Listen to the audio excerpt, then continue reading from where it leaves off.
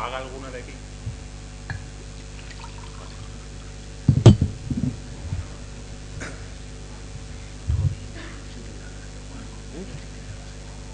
¿Cómo? No, está bien. Bueno, bien. Gracias a todos por asistir. Tenemos hoy el privilegio inmenso de tener nada menos que a Juan Navarro Valdevej en Málaga. Y bueno, antes de hacer la presentación, que seguimos el mismo formato de otras ocasiones, yo quería hacer una pequeña reflexión, ¿no? Hace bastantes años que Juan Navarro Valdevej no venía por aquí. También se dio la circunstancia de que Antonio Cruz me dijo que nunca había estado en Málaga. Y bueno, esto no es que Nacho Jáuregui y yo seamos unos visionarios, que hayamos descubierto el talento, digamos, de estos arquitectos tan brillantes ahora, ¿no? Esto es posible gracias a esfuerzo y trabajo y sobre todo a la colaboración de Italcementi, representada aquí por Rafael Jurado y Antonio Núñez, que no solo tienen una actitud filantrópica heroica, sino que además están a disposición de todos los arquitectos para ofrecernos toda la ayuda que nos pueden dispensar y que nuestros proyectos sean mejores y que tengan un mejor resultado final. Y bueno, para entrar ya con la presentación, Juan Navarro Valdevej es arquitecto, artista, es miembro de la Real Academia de Bellas Artes de San Fernando, es premio Heinrich Tesenov, medalla de oro de la arquitectura española. Yo creo que podría estar aquí hasta las 10:30 de la noche diciendo o leyendo su currículum, pero bueno, es conocido por todos y bueno, es una referencia. Para muchos es el mejor arquitecto español de la actualidad y yo creo que con eso es más que suficiente.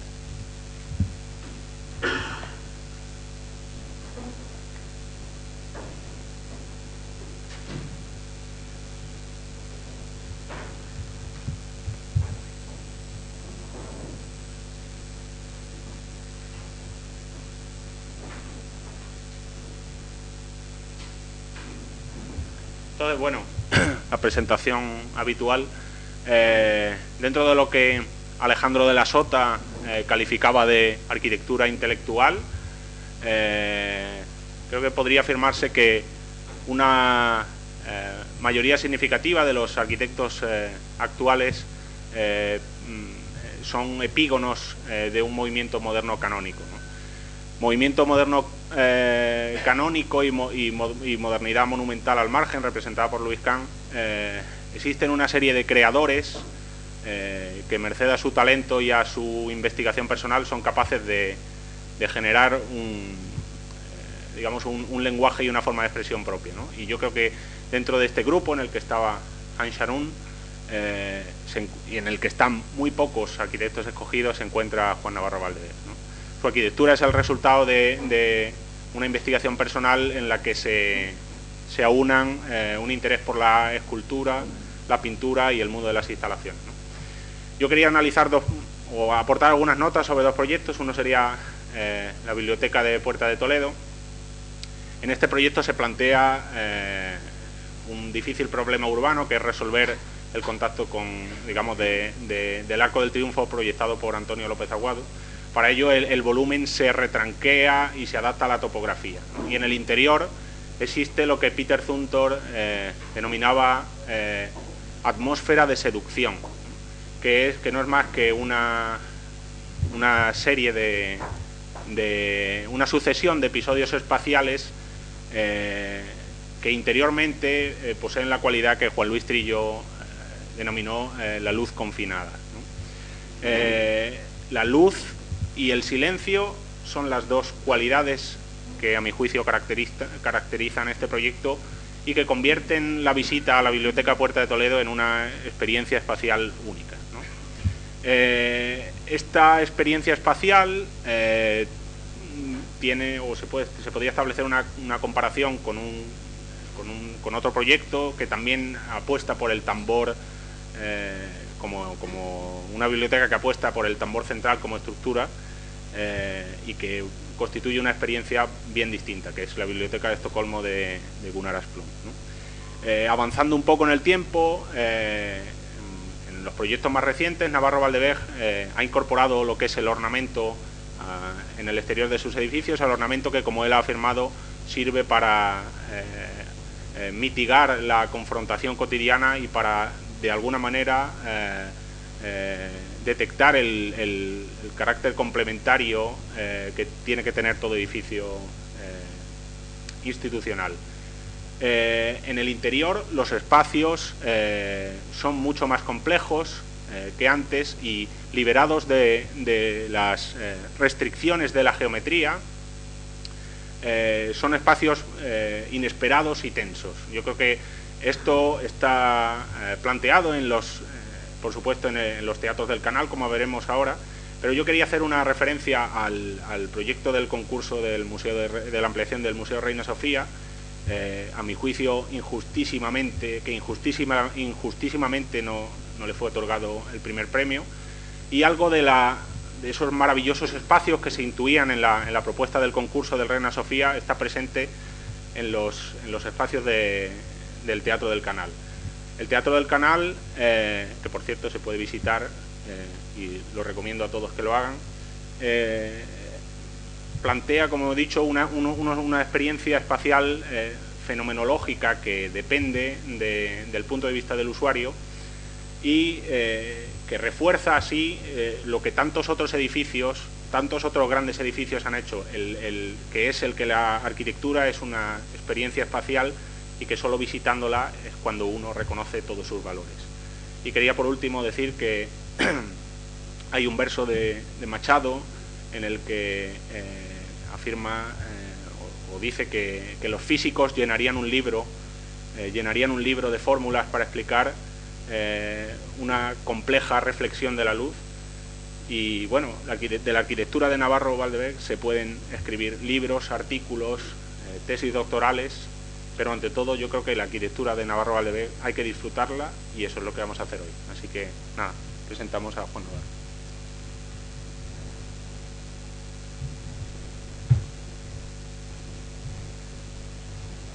Sí, donde quiera.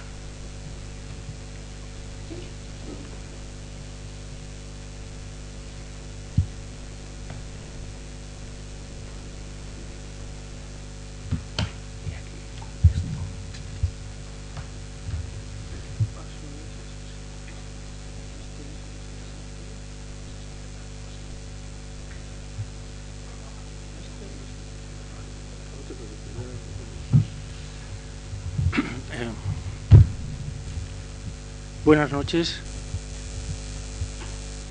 Pues muchísimas gracias, Daniel, por tu presentación afectuosa y tan valorativa de mi trabajo. No sé si merezco esas palabras tan de elogio. Y decir también que me agrada muchísimo estar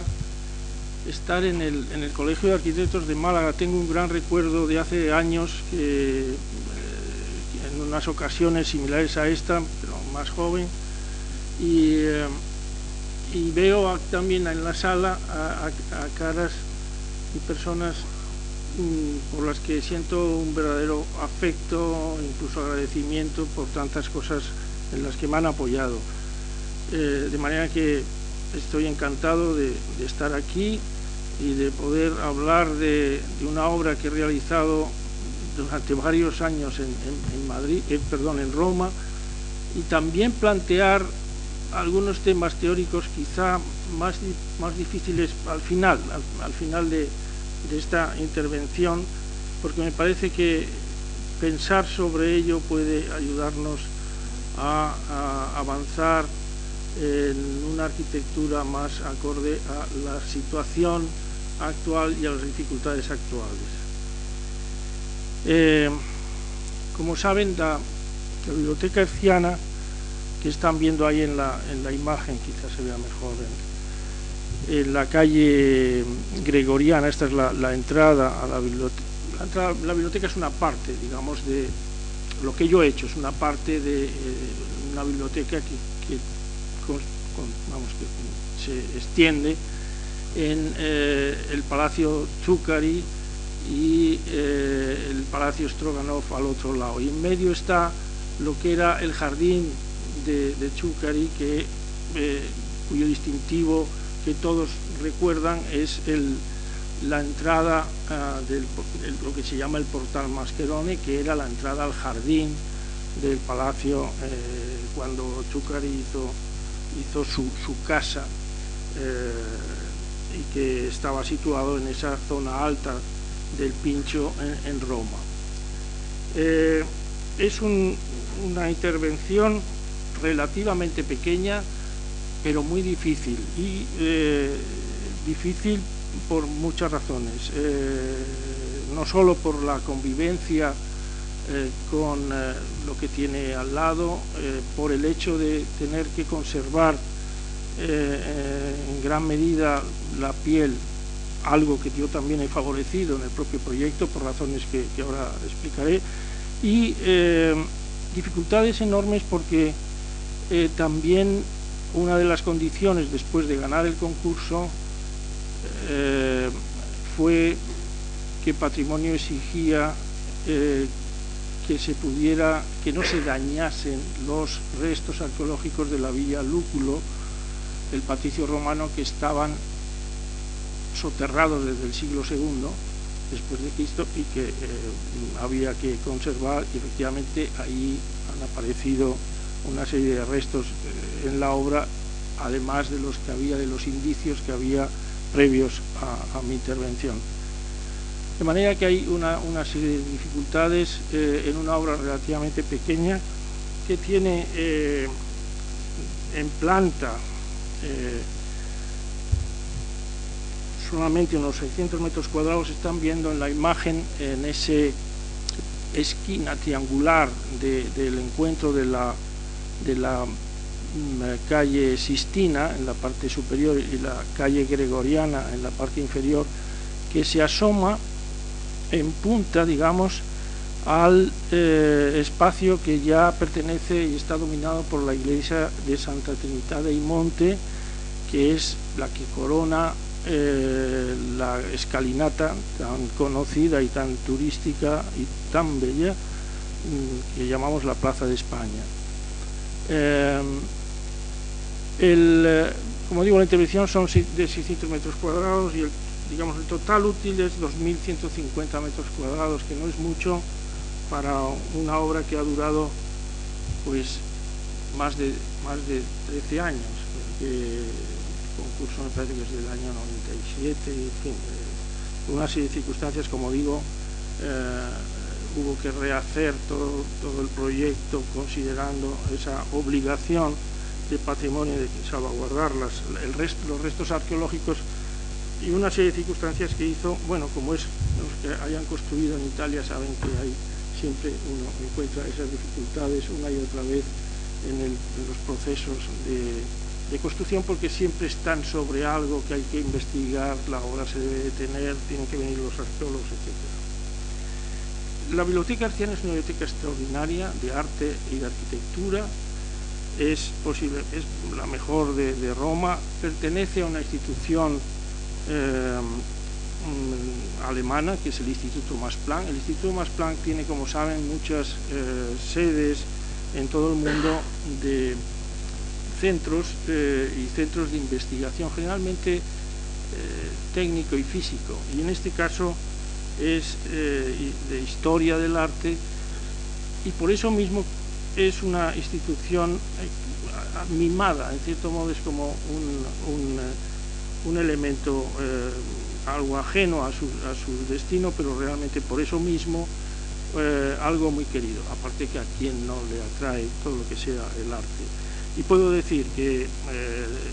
para la construcción de este edificio ha sido muy importante. Esto fue un concurso que invitaron a una serie de arquitectos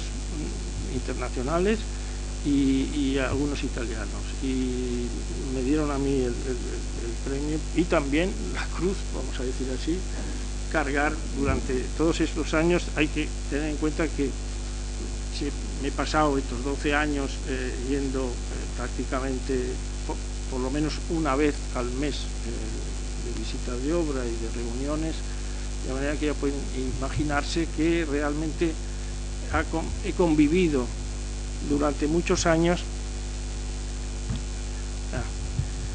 Gracias por advertirlo, porque yo tengo algo bajo y pensaba que se estaba oyendo bien. Como digo, acudiendo mensualmente a estas reuniones, el trato con el cliente fue siempre extraordinariamente grato, muy respetuoso, y la inauguración que se ha hecho hace un mes y ahora se ha abierto ya al público para los estudiosos, etcétera. En esa inauguración pude ver el afecto que me tenían. Eso es muy importante para mí, porque no todas las obras ocurre eso. El afecto que tenían los directores, tanto los anteriores, que son historiadores bien conocidos, como Christoph Frommel o Matthias Wiener, o las directoras actuales, Elisabeth Kiffen o Sibyl Eberl-Zipfer, que es quizá alguno pueda conocerlo porque tiene un hermosísimo libro sobre Caravaggio. En fin, gente de un gran nivel. Importante para mí también, puesto que defendían el proyecto en todo momento. Pero hay que tener en cuenta que la intervención es moderna, no es una intervención que siga un lenguaje mimético de lo que hay ahí alrededor, tanto en un palacio, el Chúcari, como el Strógono. Es absolutamente moderno, muy sencillo. Yo creo que es una obra muy sencilla, ligera en cierto modo, y sin embargo pues quizá tenga las virtudes de haber hecho un análisis muy abstracto de la situación y amparándome mucho en digamos lo que los arquitectos por el entorno habían realizado, incluso históricamente, como ahora explicaré más en detalle. Una de los temas, y Daniel Rincón ha puesto énfasis en la presentación, que más me han interesado es la luz. La luz de Roma es maravillosa, y este cuadro de Corot tiene cuadros fantásticos de Roma, casi yo diría que es el pintor mejor de esa zona, por ejemplo, de las ruinas romanas y del foro, escenas de mañana, de tarde. Esta que estamos viendo aquí es precisamente al pie de la Villa Medici, posiblemente él estuviera viviendo en la Villa Medici, y se está viendo la iglesia como tema central, la iglesia de Santa Trinità di Monte, y allí se verá junto a ella y al fondo, con esa luz algo azulada y impregnada de la humedad de la mañana, se está viendo la joya, el valor inmenso que tiene trabajar con esa luz. Corot, como digo, es un pintor, quizá a mí el que más me gusta es el de esta etapa de su viaje a Italia, esta etapa primera, más que incluso la que luego realiza en Francia. Es exquisito en su reflexión hacia lo que es la luz romana, y para mí este es un cuadro que me viene muy bien para hacer una afirmación, y es que la luz que está en todas partes de una ciudad, como si fuera la estructura profunda de una ciudad, tiene algo casi como si fuera un ready-made, algo que hay que dejar que se manifieste simplemente y otorgarle un sentido, un significado, trabajar en el campo semántico que pudiera tener esa luz. Eso es importante y ahora lo explicaré en más detalle. Por lo tanto, debemos tener presente esa naturaleza maravillosa con la que hay que trabajar e impregnar el proyecto, haciendo que la refleje, la permita pasar, atravesar por el espacio y por lo tanto haga vibrar todos los signos referidos a ella misma. Y eso es uno de los propósitos que tuve en el proyecto que voy a presentar.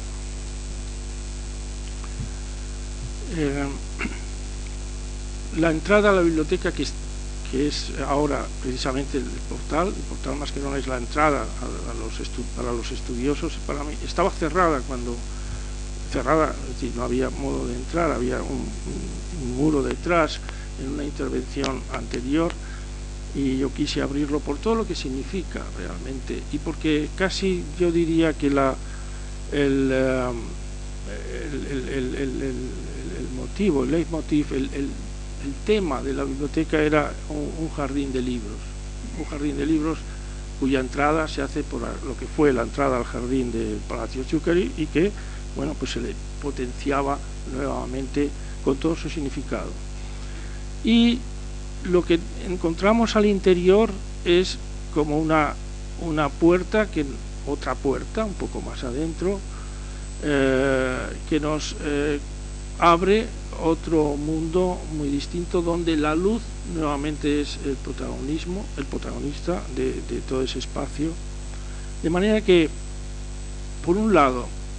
quise que no se tocase absolutamente nada la piel de ese edificio. Algunos, claro, estaban pensando, como es, digamos, una posible crítica habitual, es un edificio que tiene una cara interna y una cara externa, y que se conecta como se conecta en este caso, pero no hay nada del interior que salga al exterior como explicando esa intervención. Sin embargo, yo creo que ahí hay, por eso quiero terminar, finalmente hablaré de eso. Cuando consideramos lo que es trabajar según el concepto del ready-made, precisamente es no tocarlo. Ready-made, como hizo Marcel Duchamp a partir del año 13, precisamente la imagen que vemos de la rueda de bicicleta, intocados. Hay ready-made, digamos, no asistidos, me parece que es como la palabra que él empleaba, otros que son más o menos asistidos. También Marcel Duchamp, que era muy listo, hablaba de esa gradación, esa especie de según la intervención y transformación de algo encontrado, de ese objeto encontrado. Hablaba de que, claro, realmente al final la pintura, el pigmento que usa, el pigmento, digamos, azul que usa un pintor es un ready-made. Y es exactamente esa observación de Marcel Duchamp la que a mí me interesa para fijar por qué he enfrentado esas dos imágenes. La piel intocada del exterior, que es un ready-made, y la luz, que es un ready-made también intocado, pero como si digamos en polvo, que es que sería la luz. De manera que es presentar ese contacto como el contacto que hay entre la banqueta de cocina y la rueda de bicicleta, sin ninguna intervención especial, sobre todo sin que una haga una invasión formal sobre la otra. Eso me parecía muy importante, esa especie de desligarlo y hacer una intervención respetuosa, de manera que no haya ninguna fricción, y que los contactos se hagan precisamente por la escala métrica, por la altura de las plantas, etcétera, y por un sentido general del edificio, que, como digo, reconoce los índices o las señales de una intervención que puede recordar el jardín escalonado de la Villa Lúculo.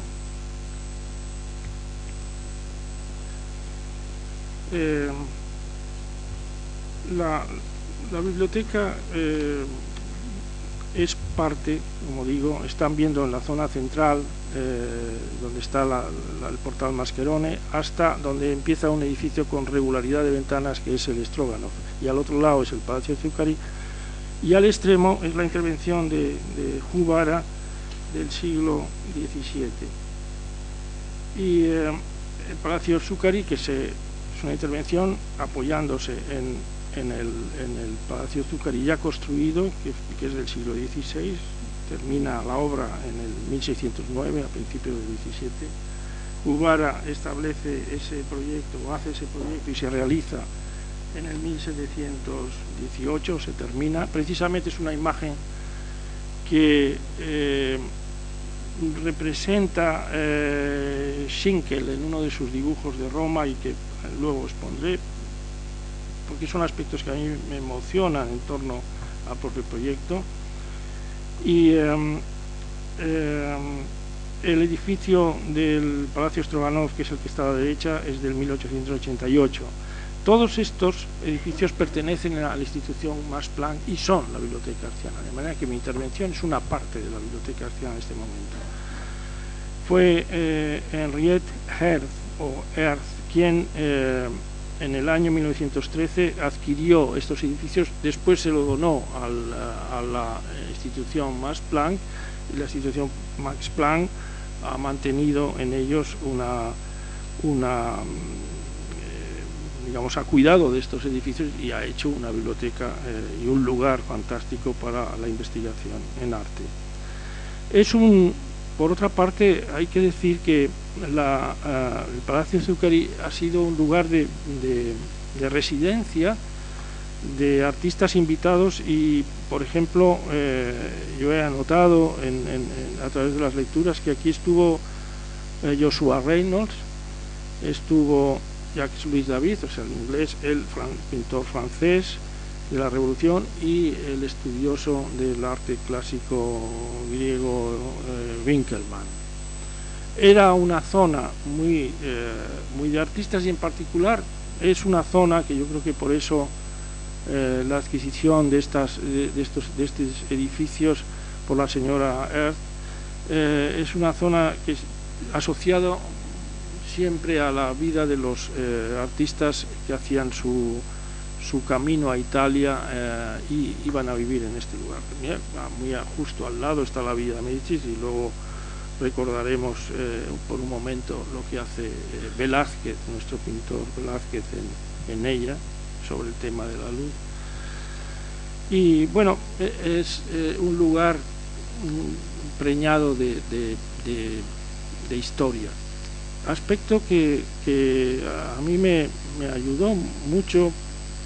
o me dio la sensación de que estaba trabajando en algo muy importante, muy valioso, y me ayudó en el sentido de tener paciencia con tantos años de trabajo y asistiendo, como digo, mensualmente. Me ayudó mucho pues para superar porque uno tenía la sensación de estar introduciéndose en la propia historia de personajes a los que admiro enormemente.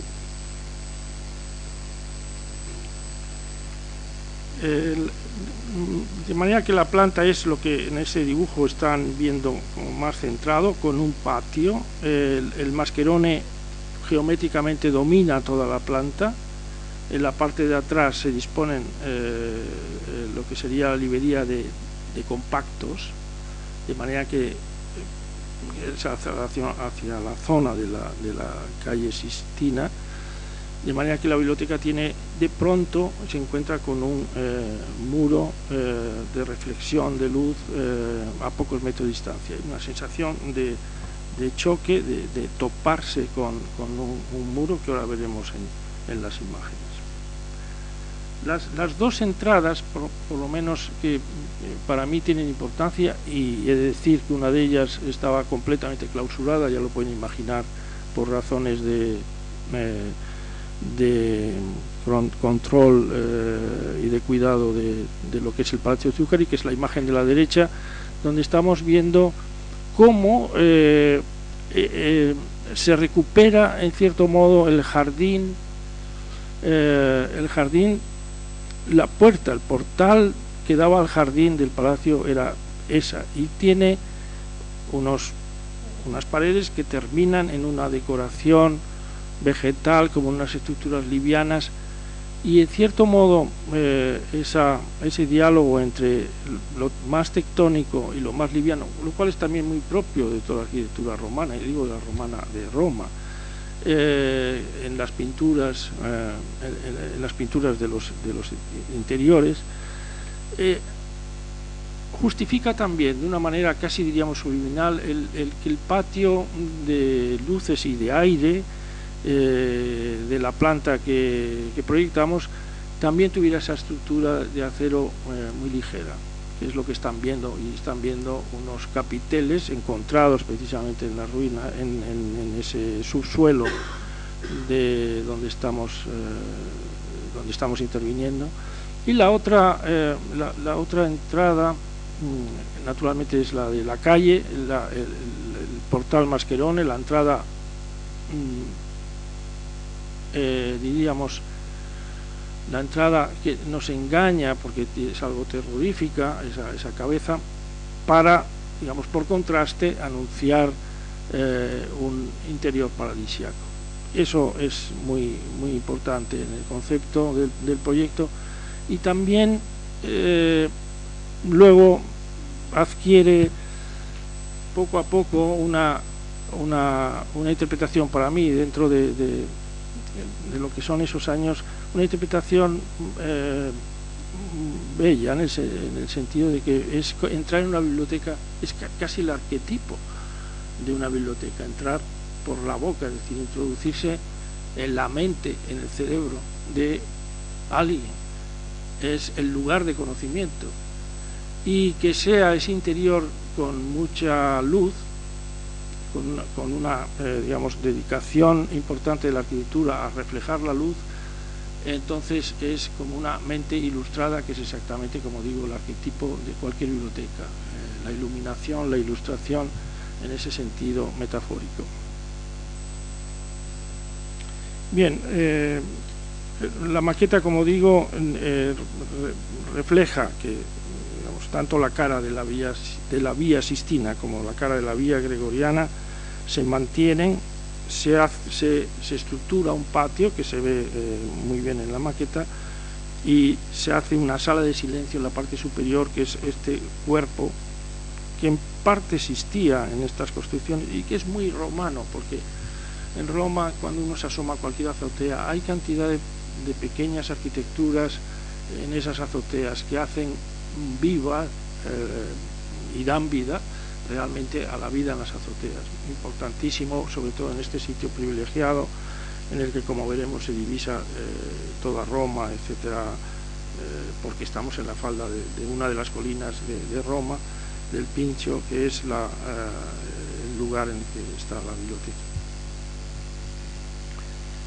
Bueno, en la cartografía consultada en su momento, pues nosotros vemos que esta imagen de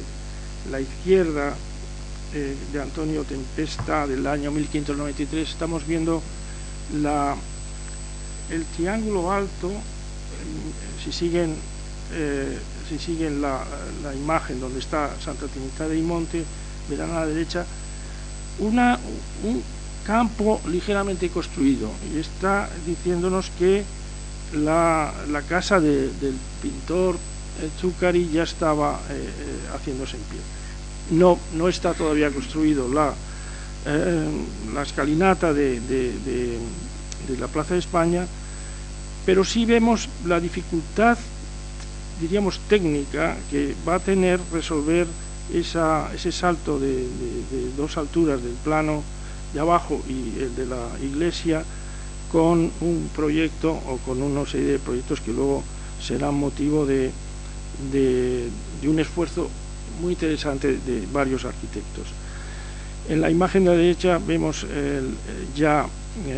fíjense, en la parte alta, lo están viendo, no tengo a ver si sería bueno tener algo para marcar, pero bueno, sigan, la iglesia se ve arriba.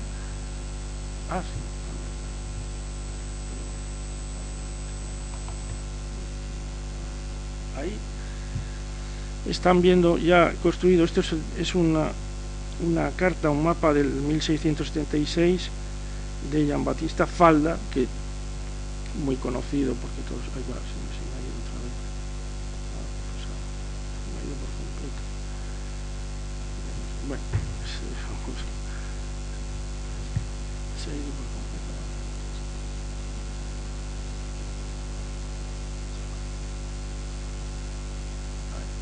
Bueno, ahí está. Ahí estamos viendo el Palacio de Zuccari sin la intervención de Jugara, y sí se ve bien el portal Mascheroni ya construido como entrada al jardín, que es un lugar abierto que se puede ver en la imagen de falda, que es muy precisa, del año 1676. Claro, el plano de Noli famoso pues lo contiene muy bien, o sea, están viendo ahí la iglesia y precisamente el patio. Y la otra casa, un poco más abajo,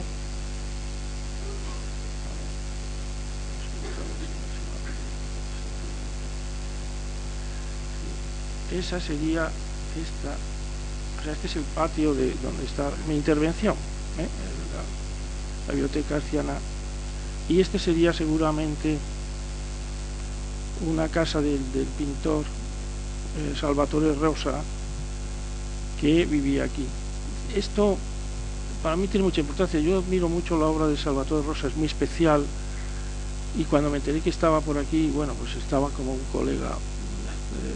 más, digamos, todos ahí trabajando en lo mismo, como habían vivido también estos que he señalado antes. Y estos son unos planos muy curiosos que los he descubierto después, pero me los había imaginado tal cual son. En la imagen de la iglesia es un plano anónimo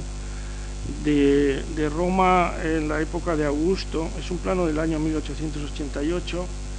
y...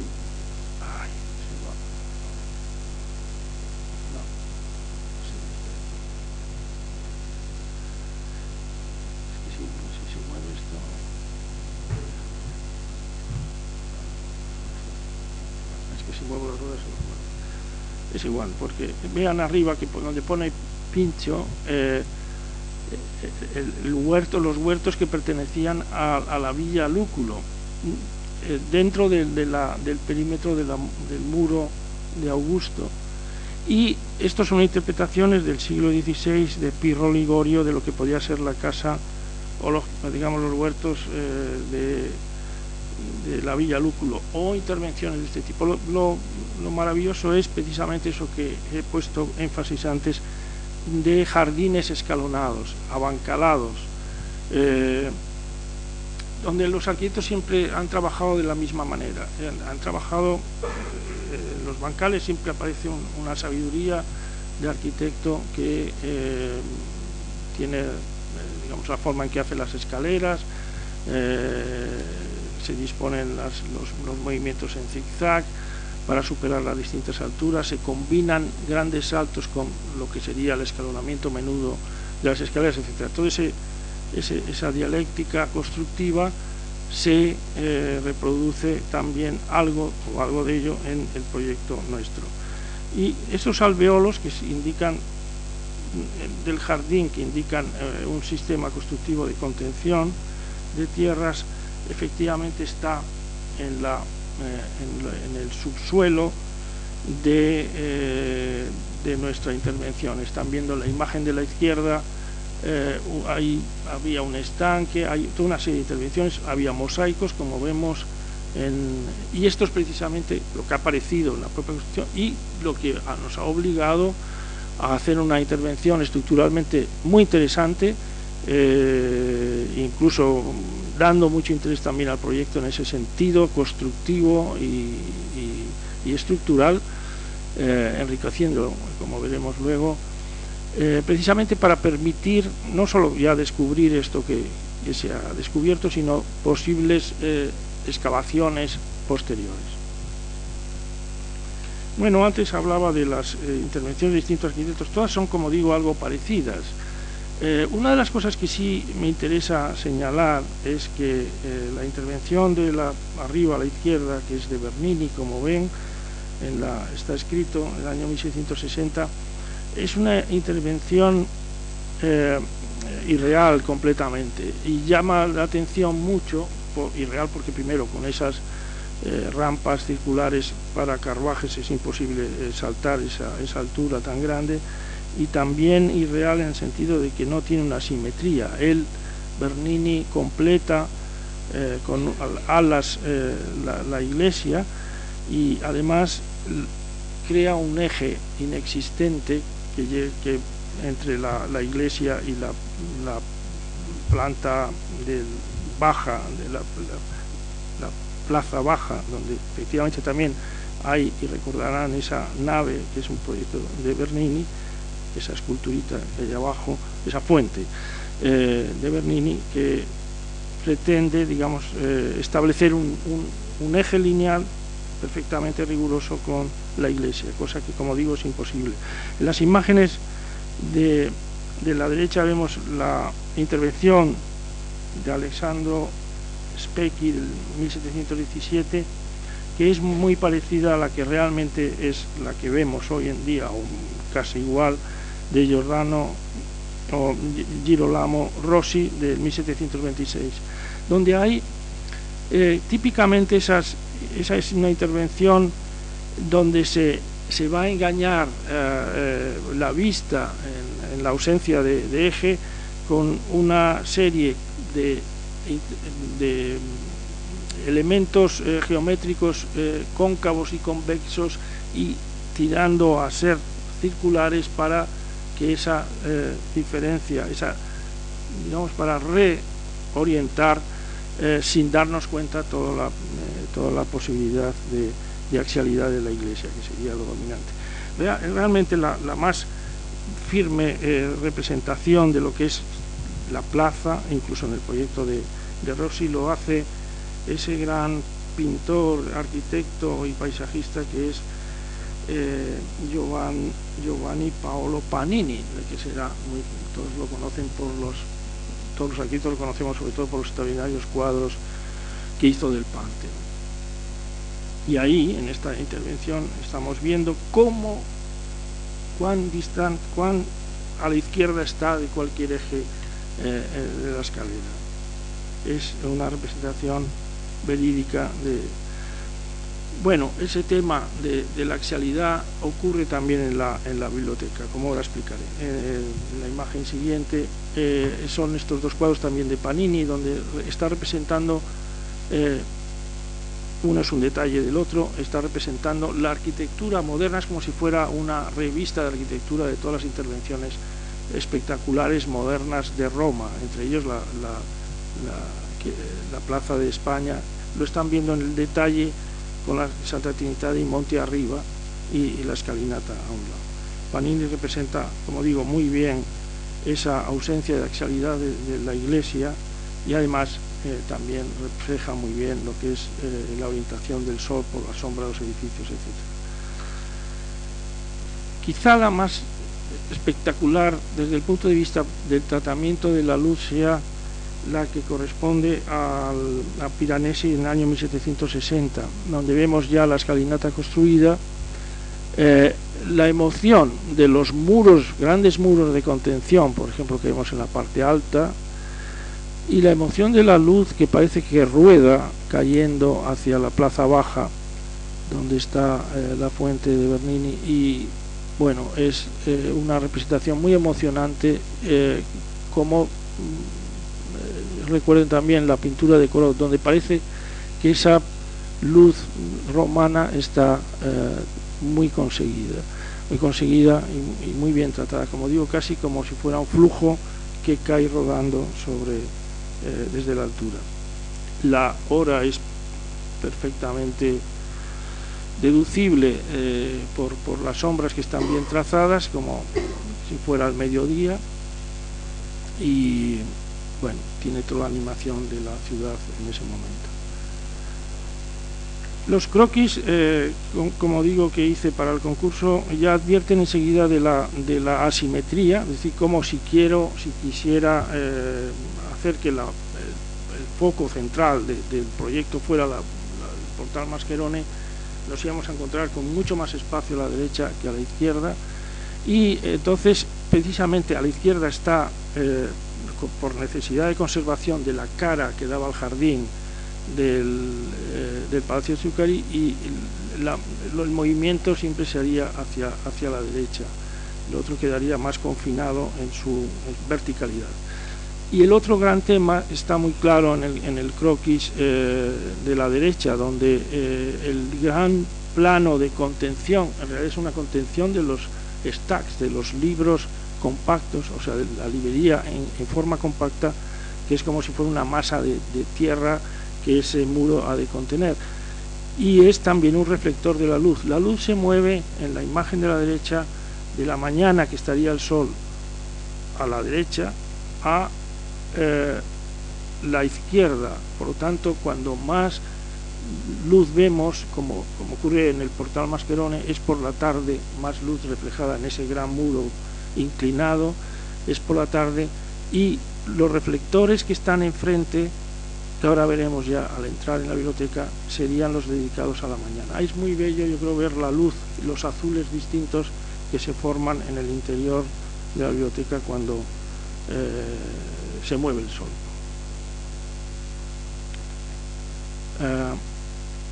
Bueno, estas son dos imágenes. Por una parte, la imagen de la derecha es exactamente la maqueta que hicimos con motivo del concurso, y que sí puedo decir que la obra actual es prácticamente igual que ella, prácticamente es igual. Esto casi es chocante. Ha habido muy poca intervención. También eso dice mucho de los clientes, porque han aceptado las reglas de juego y no han querido construir más, han querido que fuera el proyecto, y han defendido el proyecto hasta el final. Y sin embargo, como ven en la imagen de la izquierda, la intervención fuerte es en el apoyo. Vean que está en el aire el edificio, está prácticamente sobre un puente. En unas franjas estrechas de la calle Gregoriana y la calle Sistina se han hecho dos alineaciones de pilotes, de muchos pilotes, donde efectivamente ya las ruinas, perdón, los propios muros existentes ya habían dañado los restos arqueológicos, y todo lo demás queda levantado del suelo. Se ve muy bien en el dibujo de la sección, la zona gris abajo de ese puente, que es una planta de almacenamiento y del cual pende otra planta colgada de él, y además sirve de apoyo a toda la intervención superior.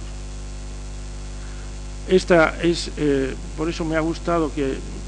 Daniel Rincón pusiera imágenes constructivas de proyectos míos anteriores, porque creo que mi arquitectura se explica bastante desde la sección. En general todos los proyectos tienen una explicación muy sencilla mirando la sección. La biblioteca, por ejemplo, es la sección que has presentado, explica todo el proyecto. Y este edificio, incluso con esta intervención de ingeniería muy potente, en realidad es la más potente, por lo visto, que se ha hecho por motivos de salvamento de yacimiento arqueológico en Roma, en intervenciones recientes. Y precisamente ese lado asimétrico es en el que aparece otro gran tema de la biblioteca, que es el amancalamiento y el juego de lo cóncavo y lo convexo. Vean cómo hay y de lo transparente y lo opaco.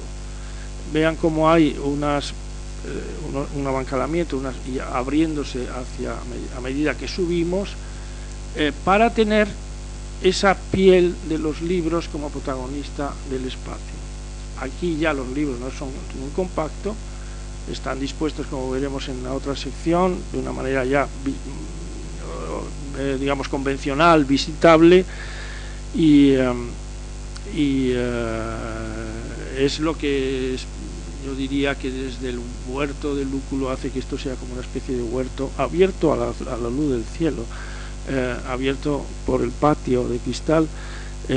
como si fuera un jardín de libros. Bueno, esta es la sección, ya la biblioteca ocupada con libros, y en la imagen de la izquierda,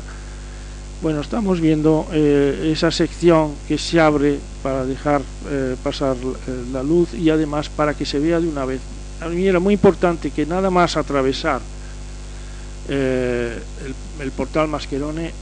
viéramos en totalidad, de un modo unitario, la biblioteca, mirando hacia la izquierda, hacia la derecha y hacia el frente, que lo que vemos es un muro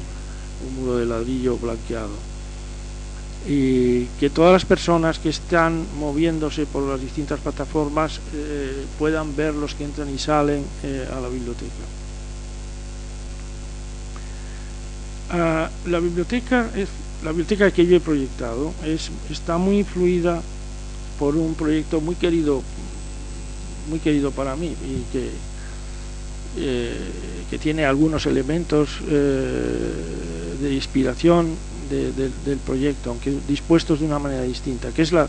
Biblioteca de Santa Genoveva en París, de Labrouste, Henri Labrouste.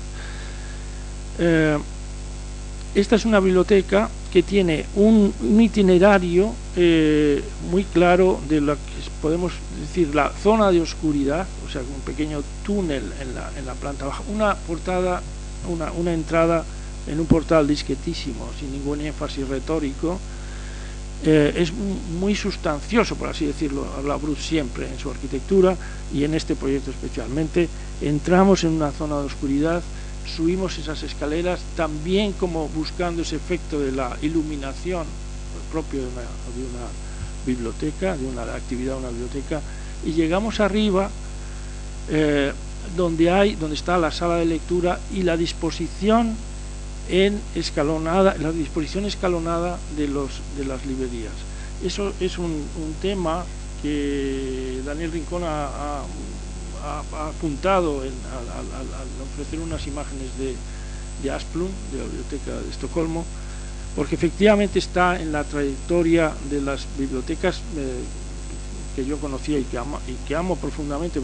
y que inspiran el proyecto. Realmente esa disposición escalonada es típica del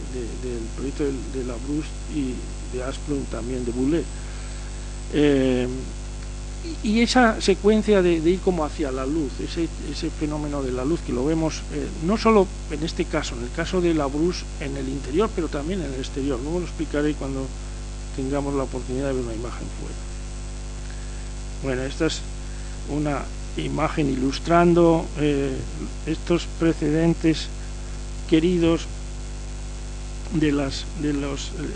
librería, como en escalonado y abriéndose para verlos de una vez, que está por una parte en el proyecto de Labrouste, como he dicho, pero también en el de Boulez, que vemos arriba a la izquierda, o en el de Asplund, que vemos abajo a la izquierda. Y la biblioteca hertziana, nuestra biblioteca, con ese escalonamiento más, claro, es un edificio comprimido en el sentido del espacio, y todo se realiza como en vertical, está todo como más comprimido, pero también hay una secuencia escalonada que me interesaba porque recuerda al jardín de Lúculo, pero también es propio de la tipología de las bibliotecas. Y en esta imagen vemos antes hablaba del juego, de lo cóncavo y lo convexo, aquí se ve muy claro. Observen que el patio, lo normal sería llegar con los forjados a tocar la fachada de vidrio del patio, pero en este caso es autónoma, es como si fuera un cestito colgado del cual cuelgan los vidrios, se separa de manera que hay dos, vamos a explicarlo, hay dos patios, uno de luz y otro que a mí me gusta denominarle el patio de la lluvia, para mencionar lo que está al aire libre, que es justo detrás del cristal que estamos viendo a la derecha. Y por otra parte, en esta imagen también se ve muy bien, seguramente, el efecto, verán todos el efecto de los reflectores, de cómo digamos, la disposición de los bancales en la parte frontal, en la imagen, cómo se hacen altos, se hacen opacos para reflejar la luz, porque tengan en cuenta que el sol se está moviendo desde estamos ahora mirando la imagen hacia justo al otro lado. Y por consiguiente hay un efecto de reflexión mutua entre lo que sería el plano inclinado que está a la izquierda en nuestra posición y las bandas de las distintas plantas enfrente. En cambio,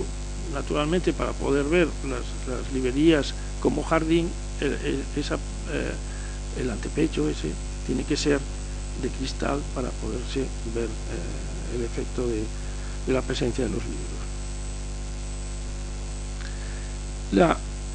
Esto precisamente es una imagen chocante, pero me divierte porque es el día de la inauguración, donde se dispuso toda la gente como si fuera un teatro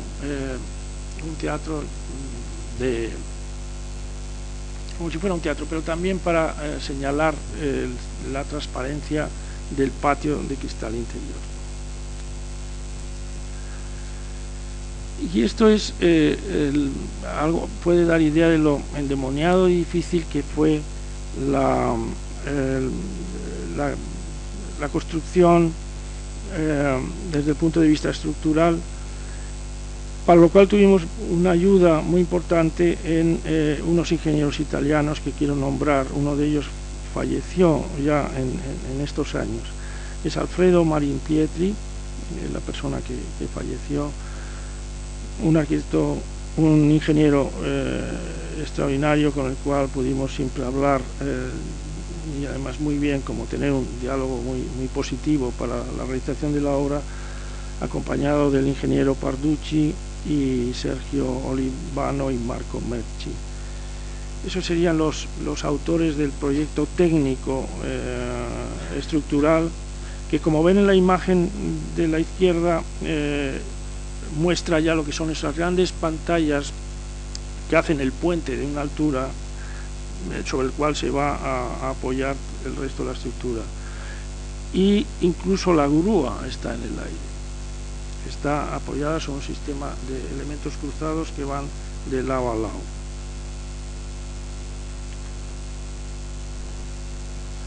Bueno, estas dos secciones explican, aquí se ven entre lo que sería el elemento del puente estructural, los cables pretensados y postensados justo cuando ya se ha puesto la carga de los libros sobre, vean en la imagen de la derecha, una serie de elementos verticales que son precisamente los que hacen de vigas, aunque son penetrables para, digamos, acceder a los alveolos internos, que es donde están depositados los libros ya de una manera compacta abajo. Y como dije antes, la planta que cuelga por cables de esa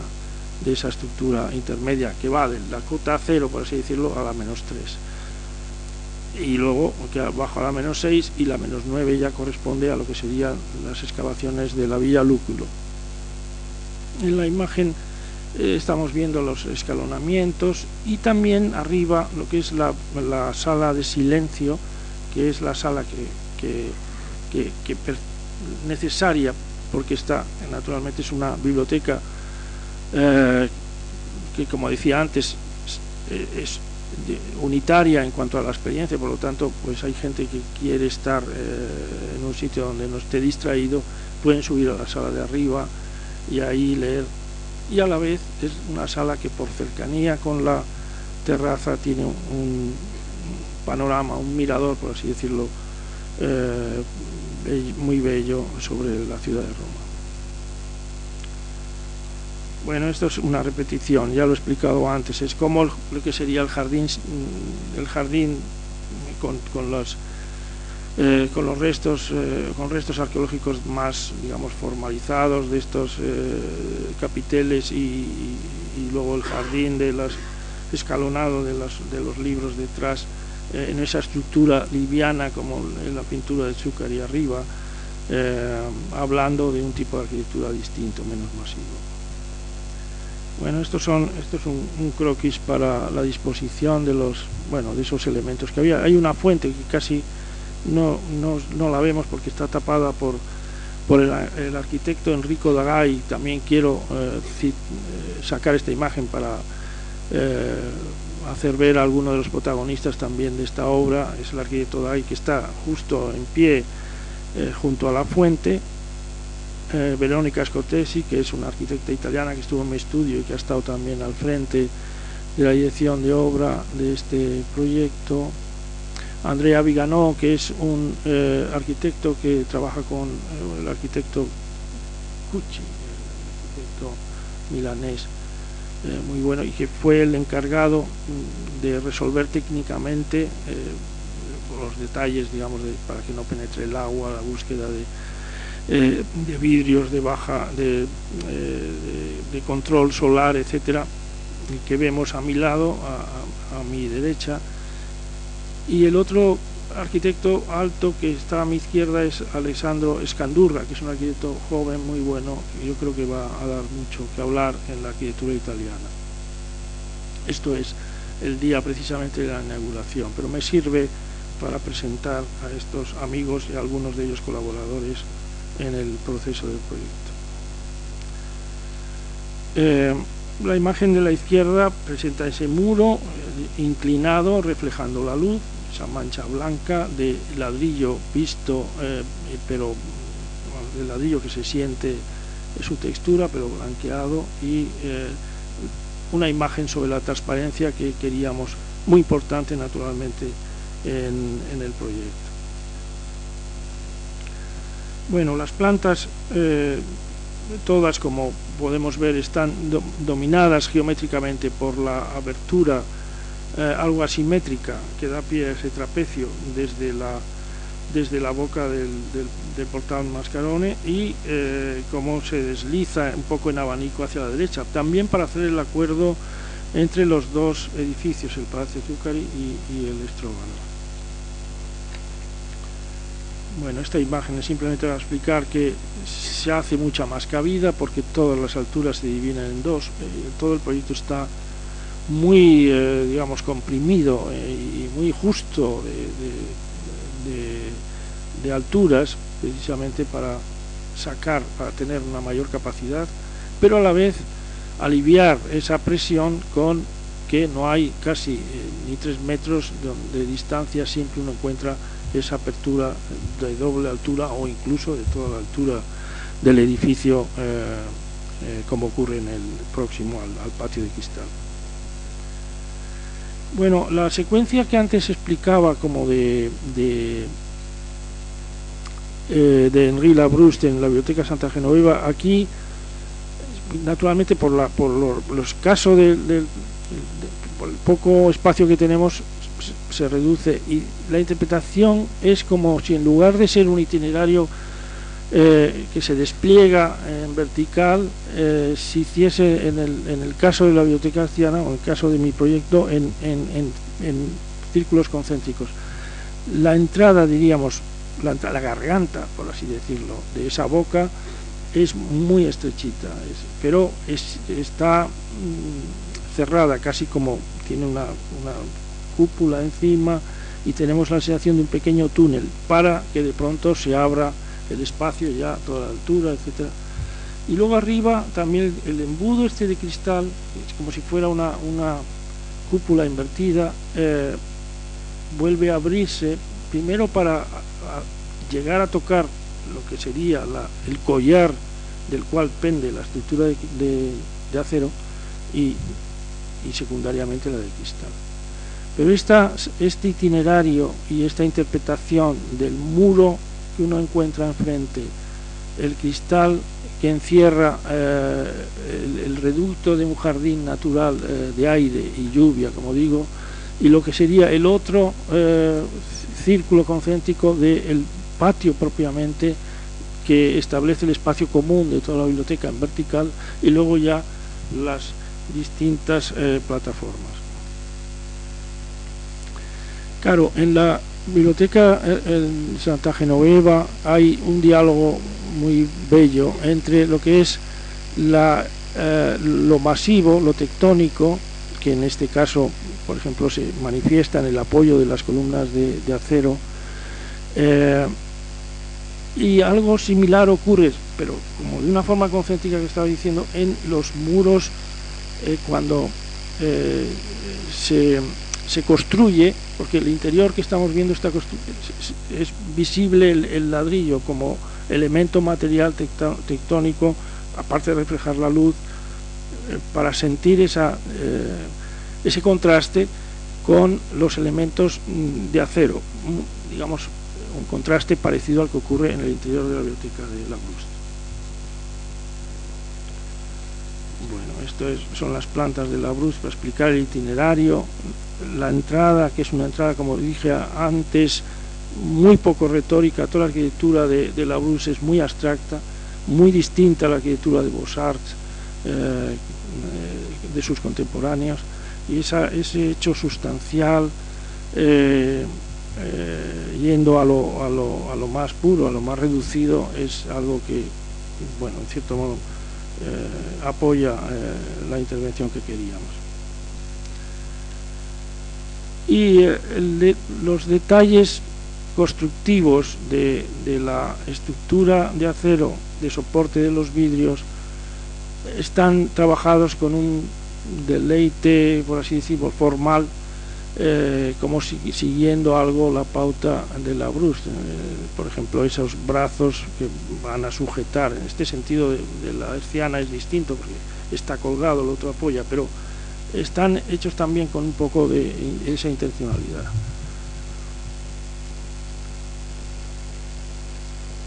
Incluso los detalles y la recreación de los detalles, los atornillados que vemos en la imagen de la izquierda, que es de nuestro proyecto, la imagen a la derecha de Labrouste, ese deleite en el mecano, lo que serían las articulaciones, las uniones, los tornillos, todo eso queríamos que se viera en el proyecto,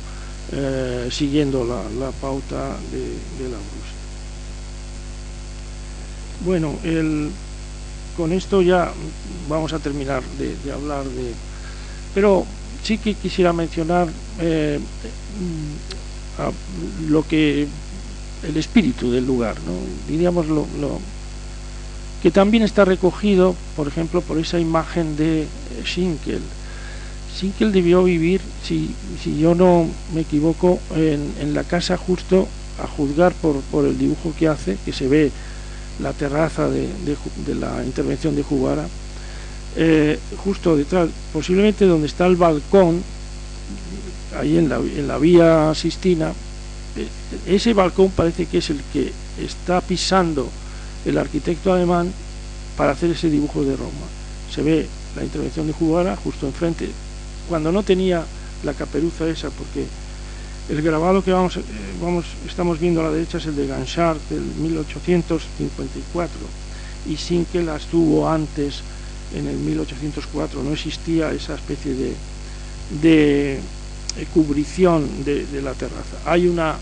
mujer tan típico de Schinkel que nos enseña a ver lo que tenemos que ver. Es como si fuéramos un intermediario entre nuestra mirada y la mirada representada por la persona que contempla el paisaje en la terraza, sobre la terraza de Juvara, y vemos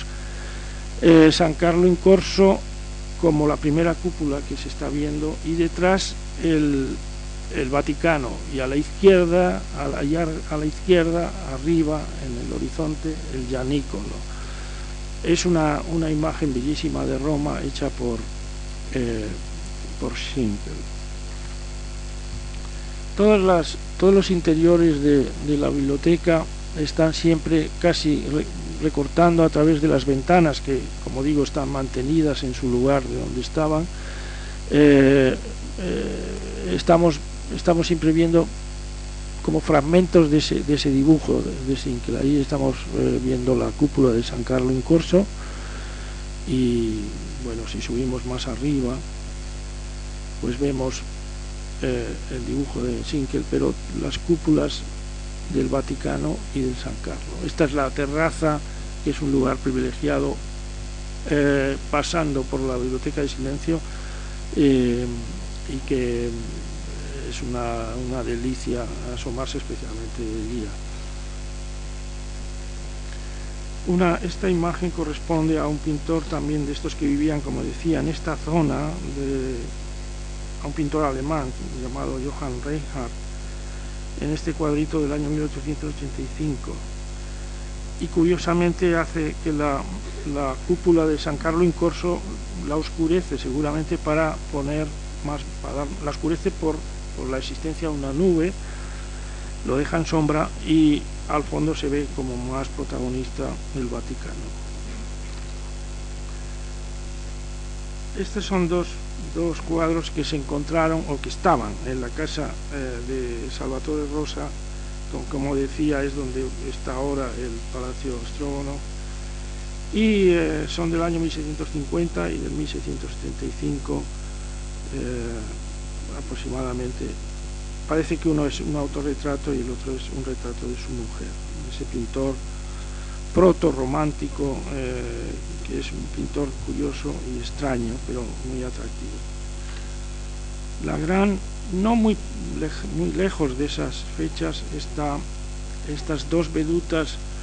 absolutamente extraordinarias de nuestro pintor Velázquez, que pongo porque, bueno, en la imagen en la planta de falda, que es uno de los dibujantes de Roma que he presentado también antes, se ve la Villa Medici, los jardines de la Villa Medici, arriba, justo en la línea de arriba, los cipreses que pinta en la Serliana de la parte superior. Lo que hay maravilloso, mirando esto después también de la construcción de la biblioteca, es que parece poner énfasis Velázquez en dos aspectos que en cierto modo están en la biblioteca, están en cualquier, digamos, pared, pero se fija en ello. Cómo da el sol sobre ese muro de ladrillo, que además se deja ver por el ladrillo porque está como viejo, ladrillo con enfoscado ligero en la imagen de arriba, o el efecto de la transparencia en la Serliana, que mira hacia la Villa Borghese, es decir, siguiendo por ese mismo camino en sentido vertical, así como la imagen de arriba es en el sentido de izquierda a derecha, y allí el énfasis en la imagen de la veduta de abajo es la transparencia, el sol atravesando entre los árboles, que son precisamente los del camino que enfrenta a la Serliana hacia la Villa Borghese, los efectos de la luz, pero en el sentido de energía que atraviesa el espacio, energía que se refleja en la parte de arriba, energía que son los dos aspectos que ocurren en la biblioteca Hertziana. Bien, un proyecto gemelo, y hablaré poquísimo de él, pero que nació también al mismo tiempo y tiene algunos aspectos comunes, aunque yo creo que la biblioteca Hertziana es más emocionante. Es la biblioteca de la Escuela de Música de Princeton. Yo estuve en Princeton y también me eligieron para hacer una pequeña ampliación de la Escuela de Música y fundamentalmente dedicada al tema de la biblioteca. Y como ven, hay en la sección de arriba una sección muy similar a la que hay en ese jardín escalonado que decíamos de libros de la Hertziana.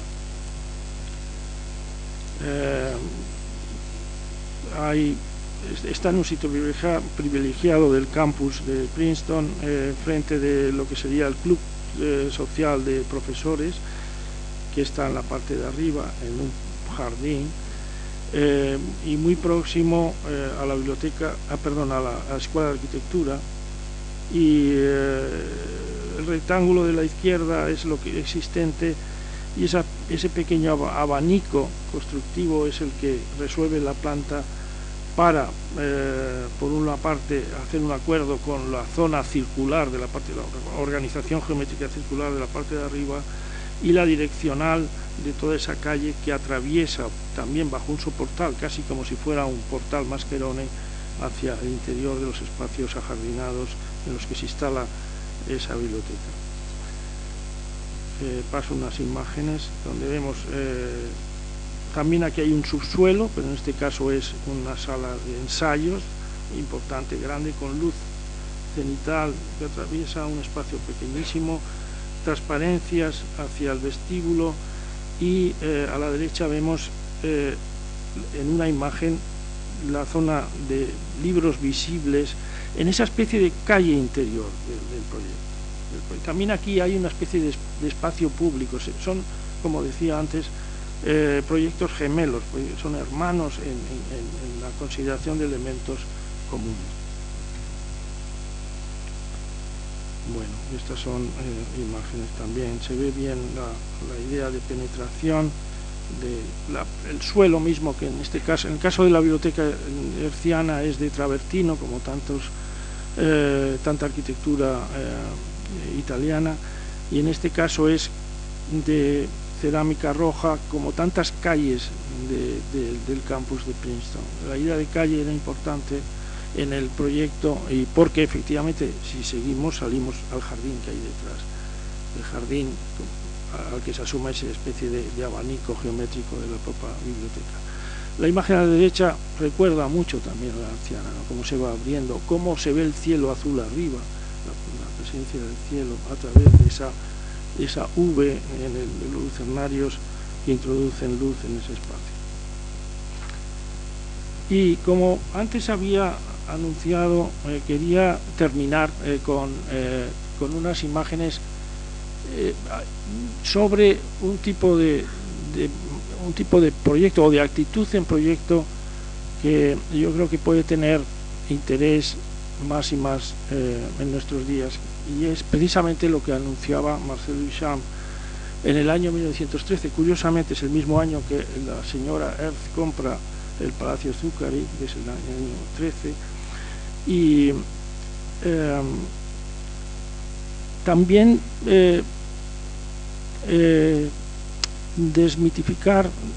quiero desmitificar aquí esa especie de idea de Marcel Duchamp, inventor, así se llama, del ready-made. Ready-made en realidad es una de las actitudes más repetidas por arquitectos en todas las épocas. Todos los arquitectos han trabajado con cosas ya hechas y muchas veces casi intocadas. La biblioteca herciana tiene lo que sería el contenedor prácticamente intocado, es algo, digamos, el limpiar y repintar las fachadas, pero y no solo los arquitectos de todos los tiempos, sino en general las culturas. Especialmente una cultura extraordinaria del ready-made es la que establece esa línea de trabajos sobre lo que los teóricos, los estudiosos chinos y japoneses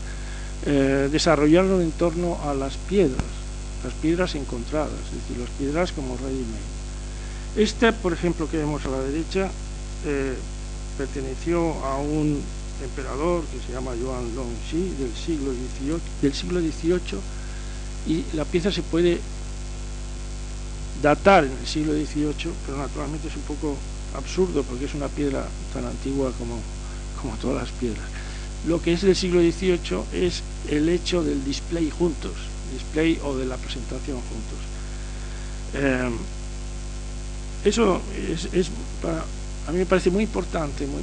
curioso. O sea, por una parte, decir, no, Marcel Duchamp ha seguido una tradición, y una tradición que, por cierto, los arquitectos han empleado,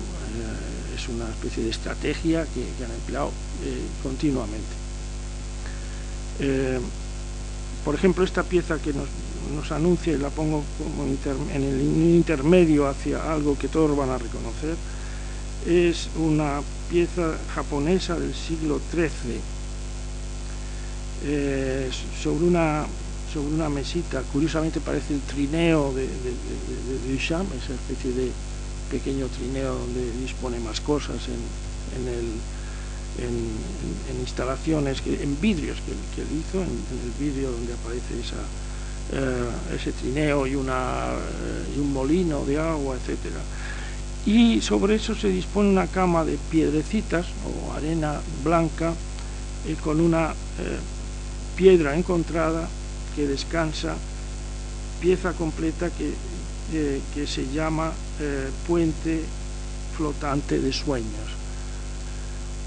otorgan un significado. Lo que hace la actitud creativa es en el campo semántico fundamentalmente, exactamente que es lo que hace Marcel Duchamp. Marcel Duchamp no toca el objeto, lo presenta en una situación ajena a lo que sería ese objeto y le dota de un nuevo significado.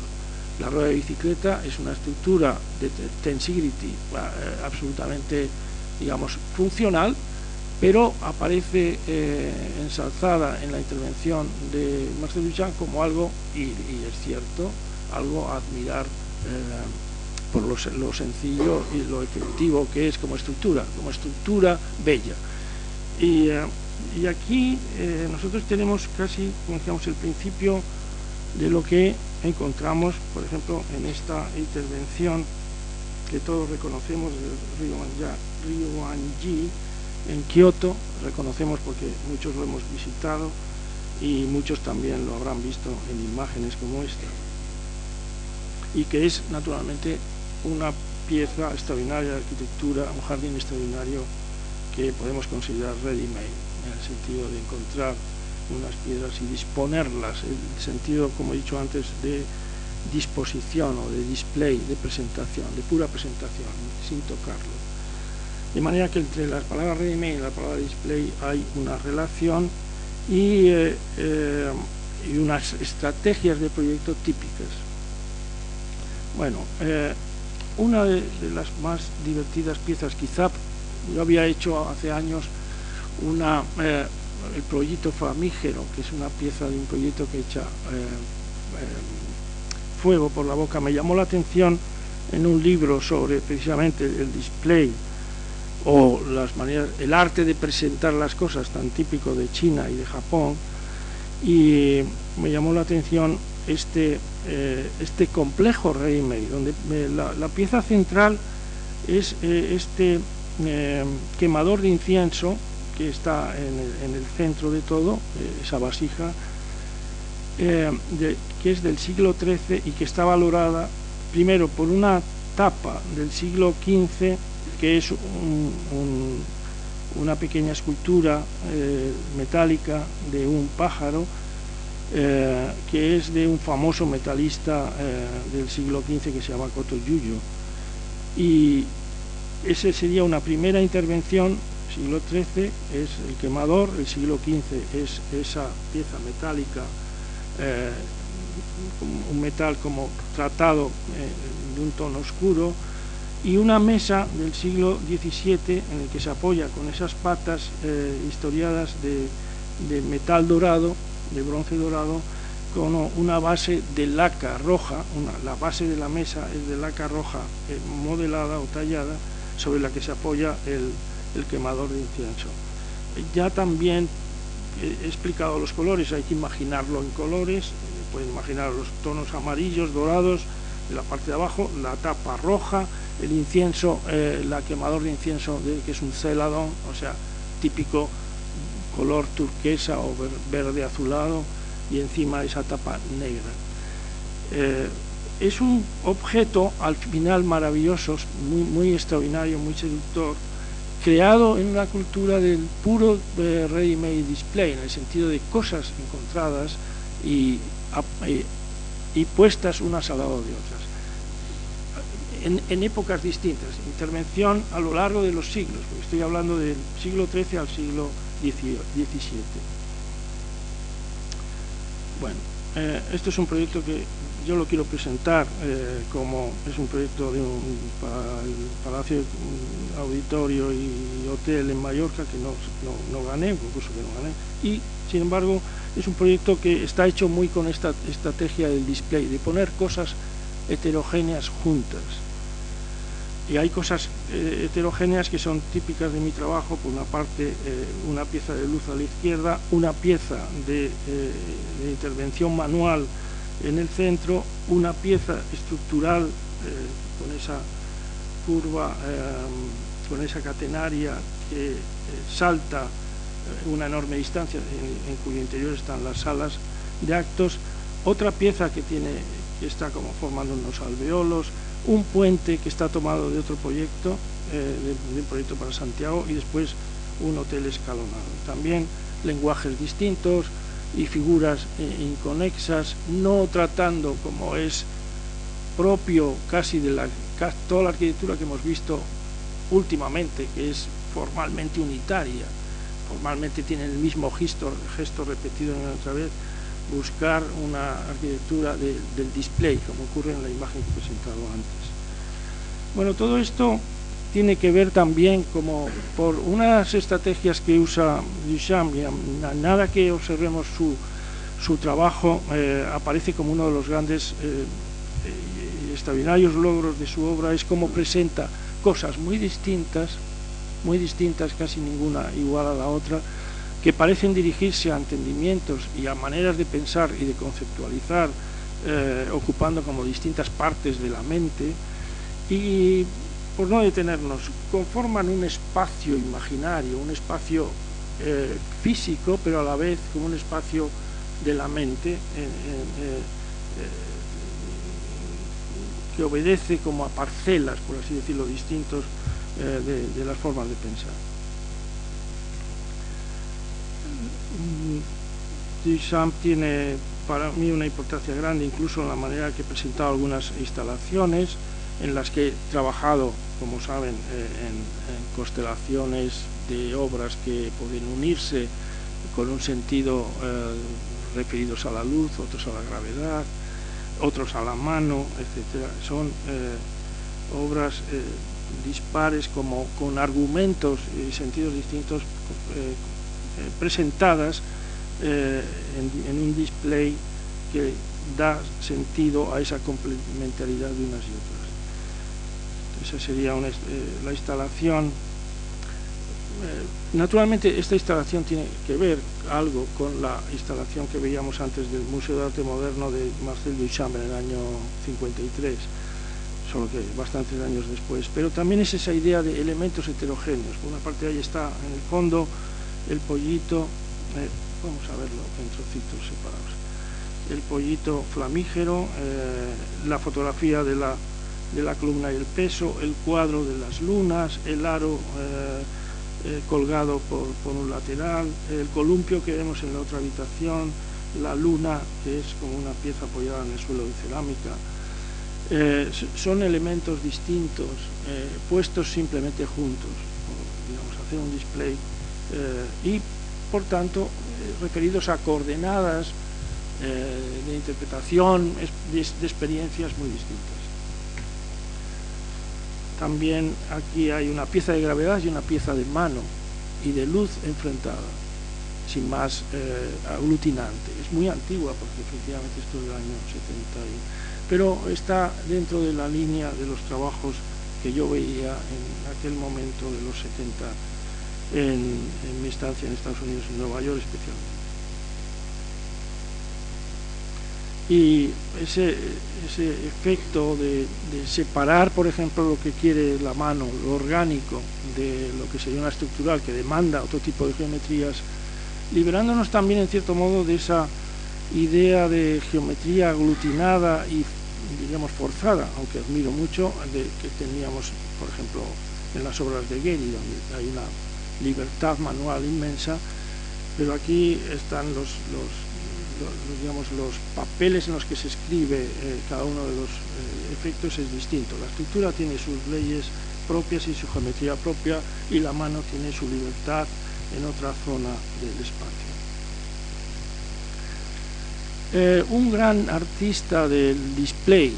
empleo la palabra display para enrarecer la idea de presentación, no es porque exista,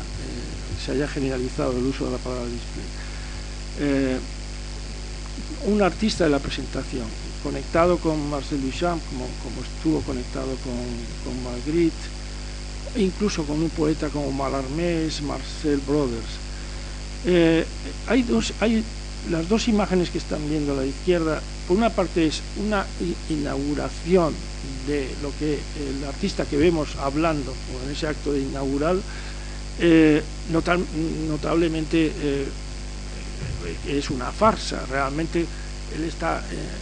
ha hecho una exposición diciendo que está inaugurándose el Museo de Arte Moderno en su propia casa, con unas tarjetas postales de poquísimo valor, pero sí tiene gestos divertidos, como por ejemplo al fondo se ve el camión de transportes típicos de los museos, no lo ven a través de las ventanas, la caja del transporte de un camión, igual que las cajas que hay dentro, a medio abrir en el interior, rodeando a Marcel Brothers en este discurso donde hace referencia a las autoridades, etc. Todo esto es naturalmente medio cómico, todos están muy serios, salvo la persona que está en primer plano, que yo creo que era su mujer, que sabe que eso es una cosa totalmente de cachondeo. Todos los demás están muy serios, como asistiendo. Estamos en el año 68, que es el año de las reivindicaciones y el año de la revolución y el asalto a las instituciones y el descrédito de los museos y de todo lo que significa oficial, etc. La imagen del centro es una instalación que él hace unos años después, en el año 75, es decir, 7 años después, que reproduce, esto sí es un ready-made o una especie de ready-made asistido, reproduce exactamente esa habitación. Vean las ventanas, en ese caso con unas ventanas negras como la French o Fresh Widow de Marcel Duchamp, en cuero negro, y claro, las palabras de Marcel Brothers están volando por el aire y se depositan en las paredes como si fuera una cámara fotográfica, y así aparecen todas esas palabras. Él era poeta, realmente Marcel Brothers, y yo creo que es más poeta que otra cosa, y aparecen pues palabras distintas como referidas a un discurso, depositadas, impresas en la pared. Por cierto, un gesto que también lo han empleado con frecuencia los arquitectos recientemente, usar las palabras relativos a un contenido en la propia arquitectura. En la imagen de la derecha vemos, es un cuadro, es una instalación algo enigmática donde vemos unos objetos, un sombrero, un cuadrito con un caballo, una paleta y unas etiquetas con nombres como sujeto, imagen, color, valor, etc. Son palabras asociadas vagamente a esos objetos. Lo maravilloso de esta instalación, a mi juicio, es que por lo menos me sirve muy bien para explicar lo que es trabajar en el campo semántico, no en el campo físico, el semántico. Porque como estamos hablando de ready-made, es decir, de objetos encontrados, qué duda cabe que esta situación, esta presentación de objetos dispares, pero que todos reconocemos como de la vida común, tiene que ver con algo, con una narración de una vida común, como la narrativa, como si estuviéramos leyendo una novela de un personaje que tiene su sombrero, que tiene su casa, tiene sus objetos, presentado de una manera libre. Eso es muy bello, libremente, es decir, creando un campo semántico. Claro, hay un campo perfectamente establecido, que es, como he dicho antes, una vida narrada, precisamente por esas palabras clave, como ocurre también en las presentaciones de Internet, palabras claves, y se cogen 3 o 4 palabras que uno ha manejado con cierta frecuencia. Pero ese campo semántico vago no es impreciso, en realidad es preciso, apunta y acota un territorio. Y ese es el objeto presentado, la creación de un campo semántico, un significado.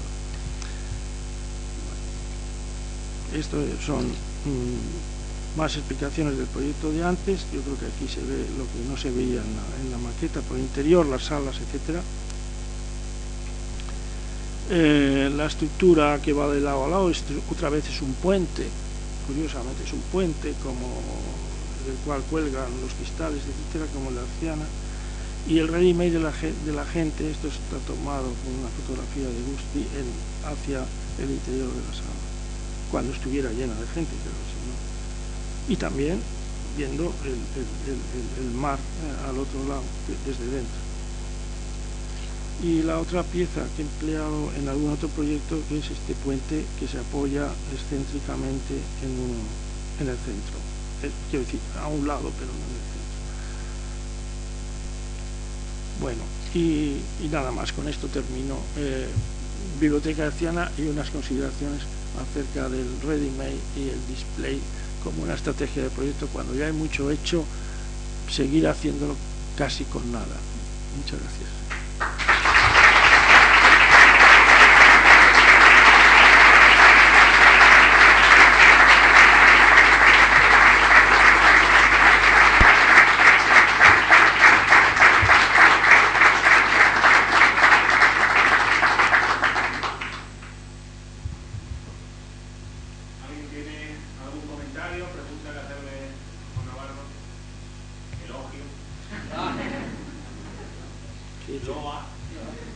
Crítica.